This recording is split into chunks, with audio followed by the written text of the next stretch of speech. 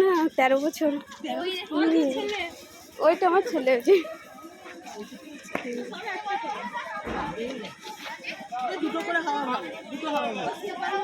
দুটো হওয়া ভালো, কিন্তু এক দুটো তো এখন মনে হয় একটা দাদা বা বোন বা দিদি থাকলে ভালো হতো। নিশ্চয়ই ভালো হতো, মানে একটা ফ্যামিলি হতো না, একটা বড় ফ্যামিলি। একা ছেলে মেয়েদের একা যাতে ভাই বোন থাকে না, তাদের একা হয়ে যায়।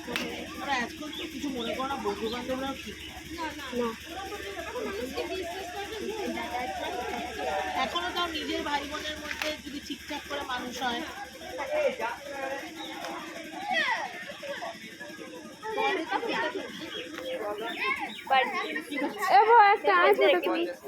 একবার কিছু হবে না, একবার বাবাকে পাঠাবো। কোথায় থাকে রাতে ঘরের ভিতরে?